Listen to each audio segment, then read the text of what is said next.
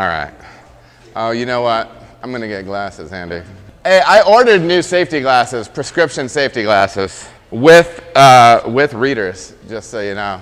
Man needs to read. It's true. I'm unstable in more way than one. All right.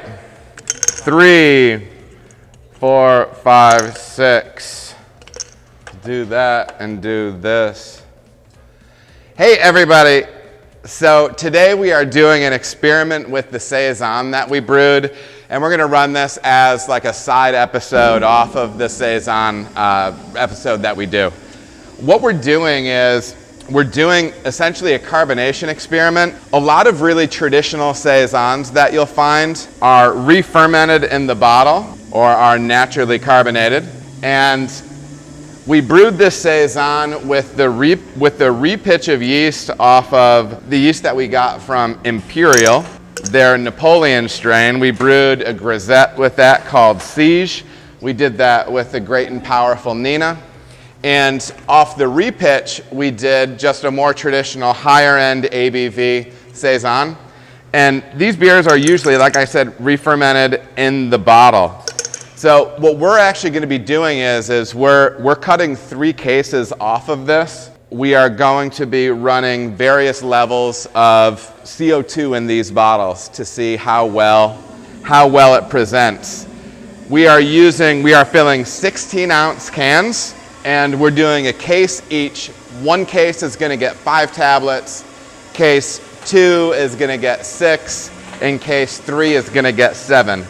There's a lot of advantages to doing this. You can scrub oxygen that you would normally pick up through packaging. Theoretically, you get a nicer, tighter bubble carbonation out of something like this. I'm really curious to see how this holds out, because what we're going to do is we're going to finish the rest of the beer in the tank the way we normally would, which would be force carbed.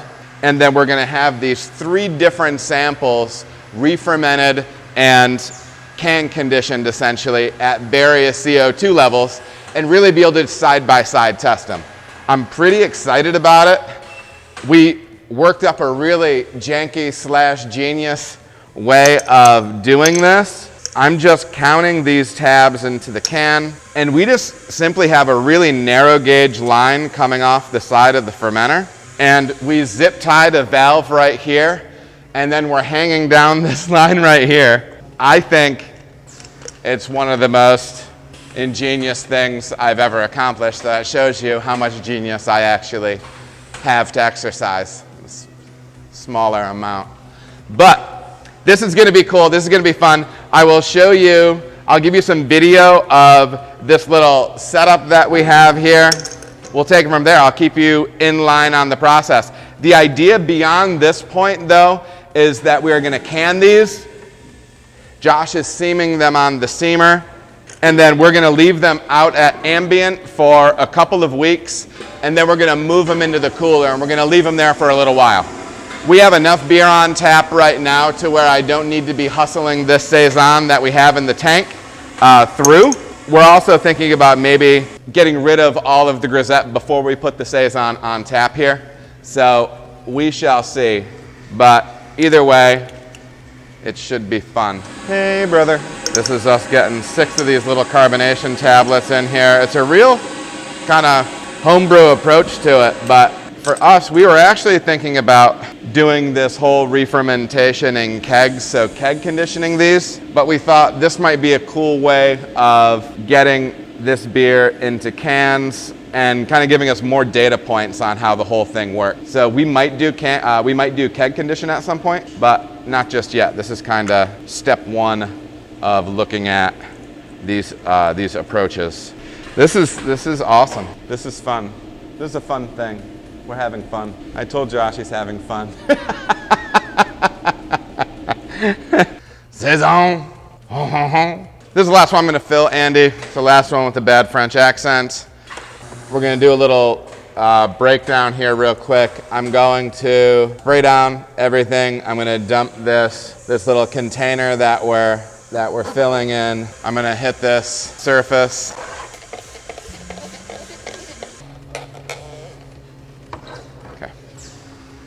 Good. A little ISO. I'm gonna give you guys a little tour of what our setup is like. All right, so this is the setup that we're using. We're just going off the side of the tank and running this line over here. And the whole idea here, actually let me stop talking because I don't think anybody wants to watch me talk. And then we're coming off the tank over there, off that fermenter, right over to here, and we've used some kind of cobbled together little system here. We've got a couple of valves that we can open and close with, and I actually have to use them to connect certain parts together. And then we're just running this loop right up here and hanging it off the line. And then it hangs right there. So then all I do when I go to fill a can is I just turn this here and close it. Okay, so we have had our Saison in cans for a while now. I've been testing these out as we go, kind of waiting for these beers to clear in the can. We spent 3 weeks with these beers warm, getting carbonated. Again, when you're doing a natural carbonation, you're not going to want to put these in the refrigerator. You're going to want to keep them at or slightly above fermentation temperature. For us, these beers sat in the brewery warm for 3 weeks. When we say warm, we're talking brewery warm, so it's really anywhere between 80 and 95 degrees in there, especially during that time of year. And then these have been cold for 10 weeks, sitting still, just sitting there doing their thing. So we're going to go ahead and grab these cans, pour them, and I'm going to get the pour of the Saison that we finished the way we usually do, which is bright tank, biofine to clear it, carbonate it, force carb it, everything like that. Okay? Let's do it. Okay, so remember, we have 3 different levels of carbonation in these cans. At least that's what we shot for with the carbonation tabs that we were using. Here is the pour of Squadron, which is the Saison. A little harder to tell in these glasses, but it is quite nice and clear. One of the reasons I've pushed this experiment back this far is I've had a difficult time getting these things to clear in the can. So we'll see what it's like today. I am going to go with a pretty aggressive pour straight down the middle. I have been quite careful with these cans all day. I move them out of the main cooler in the back into the front. And it looks like they finally did clear. I feel pretty good about this. To be honest, I was not expecting this. And yes, I know I'm doing a super aggressive pour, but I think you can see that there is a fair amount of carb in these beers.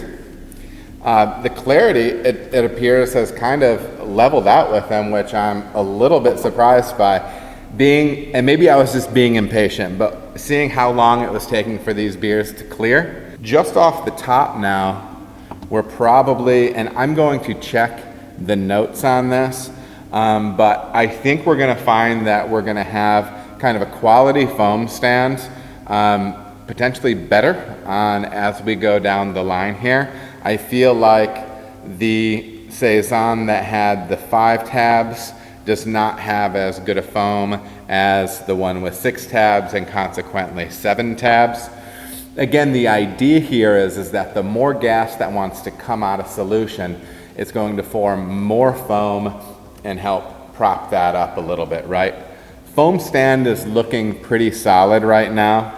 We're probably going on a minute after pour at least, and we're going to be looking at 90 seconds to maybe 2 minutes still with some foam cap on top for these 2 higher carbonation examples of it. So I don't make a ton of Saison. This is one of the first times that I've messed with this style, and so it's kind of cool to work our way down the line and see what we're working with. Let me see if I can get there. When I move these cans out of the way, you can kind of see how clear they are. The base beer, which we'll just call the standard carbonation, the standard carb beer, the way we usually do things in a bright tank force carb. The force carb beer has what I like to call I like to say white fruit, as in like apple, pear, stuff kind of in that range. There is some cloviness to it as well. This beer is pretty darn bone dry. It finishes almost all the way out, but I do think some of the sweet flavors from the yeast, those fruit-like flavors from the yeast, I think helps prop that up. Now, as more time continues to go by, we see the 5 tabs beer right here as kind of a thin layer of foam on top, a little bit more foam in the 6 tab, and the 7 tab is still sporting a better foam stand. And if I had to say, I think it may be a function of carbonation itself, being that the 5 tab one looks a little bit more like the standard force carb. But yeah, the higher level of carb down on this side, the foam does present differently than it does down on the force carb side. I feel like I'm tasting similar beer all the way across, right? I'm not feeling like there's massive differences in the flavor and the aromatics of these beers. Here's my overall takeaway after going through these 4 beers. The beers are not fundamentally different from one end to the other. I will say that I believe that the standard carb beer that had been hit with biofine and used our normal brewery procedures with, this beer is clearer. The 3 can beers are not as clear, but I would still say they're in the range of, you wouldn't look at this and say it's a hazy beer, but they do have a tad more of a sheen than the standard carb beer. Okay, so this is the force carbonated version. This is 5 tabs. Slightly more foam left in than the first one. That's 5 tabs. 6 tabs is almost completely covered in foam, and this is after several minutes. And 7 tabs, almost the entire surface. There's just some little edges on the outside. You can see that clarity did end up coming together pretty well. Keep in mind these glasses are sweaty, so it'll make it look a little bit hazier.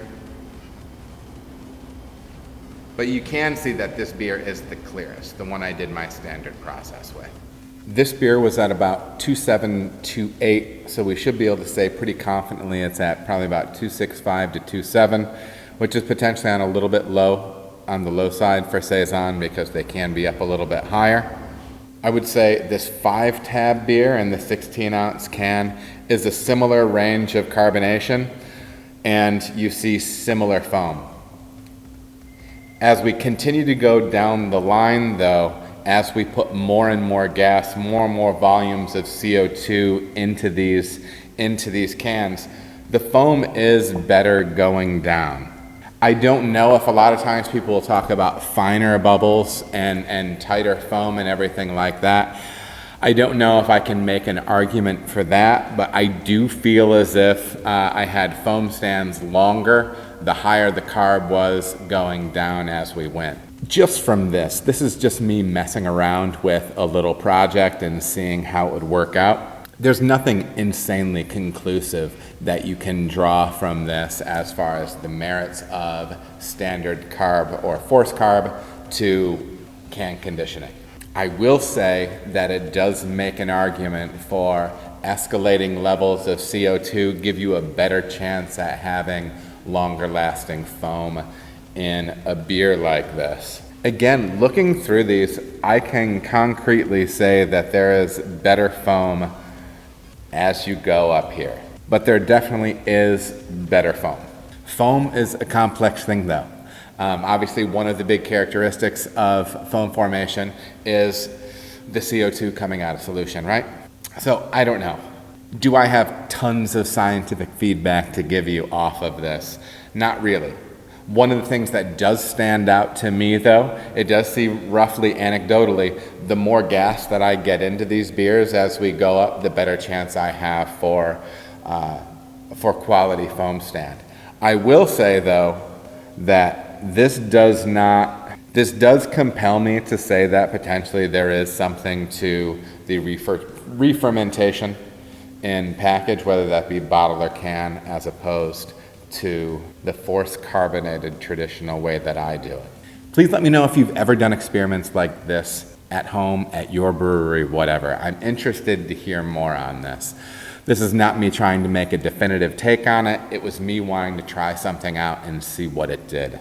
I would be interested in trying this in more styles that have traditionally been bottle conditioned. All right, everybody, thank you so much for watching. If you feel as if you got any value out of the video, please like and subscribe. There are also other videos that you can watch. They're gonna maybe be over here or over here. Appreciate you watching.